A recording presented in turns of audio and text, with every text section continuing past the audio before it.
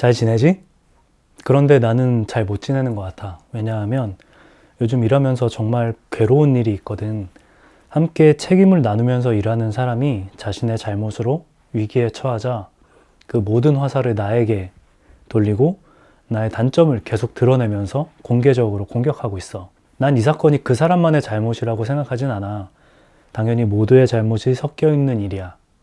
함께하는 일에서 한 명만 잘못해서 일이 잘못되진 않거든. 오히려 모두가 잘했는데 그 한 명만 잘못했다면 그 잘못이 커버되겠지. 그런데 모두의 잘못이 섞여서 결국 좋지 않은 결과를 만들어내고 있고, 난 이 문제를 함께 풀어야 한다고 생각하고 있어. 하지만 이 프로젝트의 리더는 모든 잘못이 나를 잘못하다고 말하고 있는 그 사람에게 있다고 판단했고, 그렇게 모든 책임을 그에게 묻고 있는 상황이 되어버렸어. 난 리더를 찾아가서 나도 잘못이 있다 라고 말했지만, 리더는 그 사람이 책임져야 하는 일이라고 말하더라고. 왜냐하면 계약서상 잘못이 그 사람에게 있다는 이유인 거야. 그렇게 법적인 부분까지 검토하는 상황이 되었고, 만약 법적으로 그 사람의 잘못이 결정되면 그 사람에게는 최고 억대의 손해배상 책임이 지워지는 상황인 거지. 이렇게 되니까 내가 더 가만히 못 있겠어서 그 사람 혼자 책임지는 거는 부당하다고 내가 다시 말했어. 왜냐하면 진짜 내 잘못도 있는 게 사실이니까. 그런데 이런 상황을 모른 채 그 사람은 본인이 살 방법으로 나를 공격하는 거를 택했더라고. 나는 나의 잘못도 있다고 말하고 함께 해결하려고 했는데 그 사람은 오히려 자기는 잘못 없다. 제가 잘못한 거다. 라고 말하는 상황이 돼버렸지. 나는 이런 그 사람을 나쁘다고 해도 될까? 나의 행동을 결정하기 위해서 일을 하다 보면 생기는 다양한 문제와 원인들에 대해서 생각해 보기로 했어. 첫 번째는 회색 영역에 문제가 있지. 두 사람 간에 겹치는 부분의 일을 누가 하느냐에 대한 문제야. 대체적으로는 경험이 없고 힘이 없는 사람이 그 일을 떠안게 되지. 원론적으로는 잘하는 사람이 하는 게 맞아. 그래야 일이 잘 되잖아. 그런데 일을 조금이라도 덜하고 더 많은 돈을 받는 게 똑똑하다고 생각하는 지금 세상에서는 잘하는 사람이 그 일을 하기보다는 힘없는 사람이 일을 더 많이 하게 돼. 그럼 결과가 어떻겠어? 당연히 나쁘겠지. 이런 문제가 겹치는 일의 영역에서 많이 일어나는 거지. 두 번째로는 실수의 문제가 있어. 내가 실수하든지 남이 실수하든지 아니면 둘 다 같이 실수하든지의 문제야. 사람은 완벽하지 않아. 그래서 당연히 늘 실수해. 중요한 건 이 실수를 어떻게 받아들이고 해결하는가지. 보통 같이 하는 일에서는 자기 실수를 인정하지 않아. 인정하는 순간 내가 부족한 사람이 돼 보이고 책임져야 하는 부분이 생기기 때문이지. 이러면서 다른 사람이 잘못했다고 서로 손가락질하는 일이 발생해. 세 번째로 실패의 문제가 있어. 힘없는 사람에게 일을 미루든 실패를 남 탓하든 간에 어찌어찌해서 일이 완성될 수는 있는데 이렇게 진행된 일은 높은 확률로 실패하게 돼. 실패의 결과는 손해고 실패의 원인은 책임으로 연결돼. 그래서 우리가 하는 일의 대부분은 실패로 인해 발생한 손해를 누가 책임지느냐의 싸움으로 이어지곤 하지. 이런 책임 문제를 명확하게 하기 위해 역할에 대한 정의와 계약서 같은 것들이 있지만 그것만으로 100% 문제가 해결되는 경우는 없어.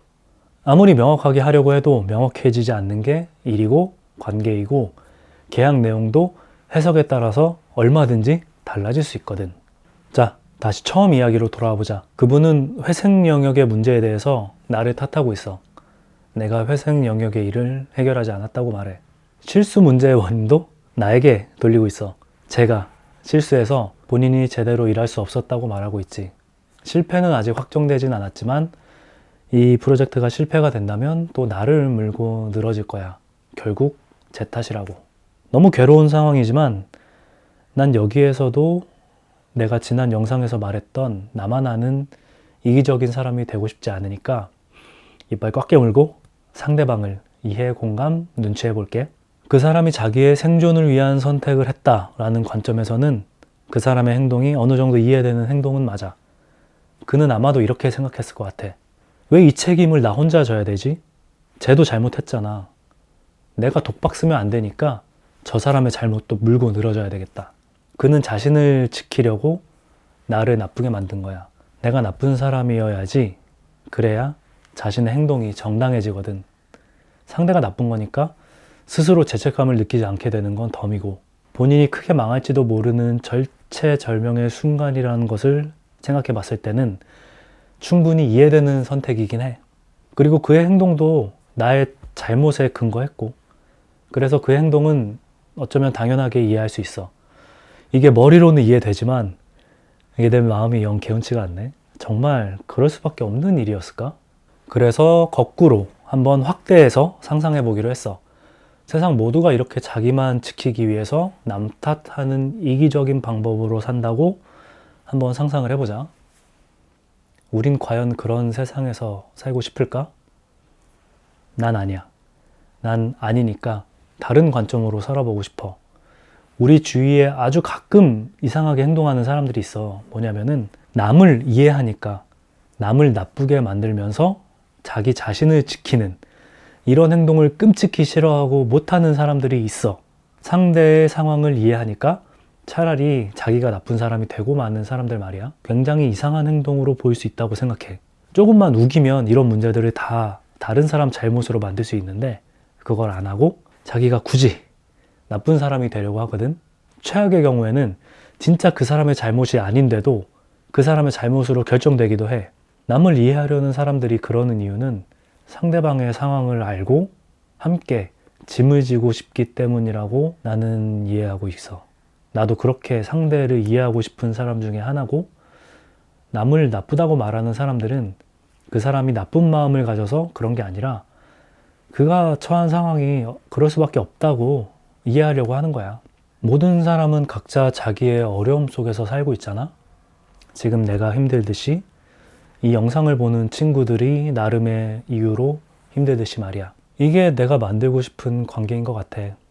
내가 쓰레기로 여겨지더라도 내 잘못을 인정하고 상대방의 어려움을 이해하고 함께 짐을 지는 관계.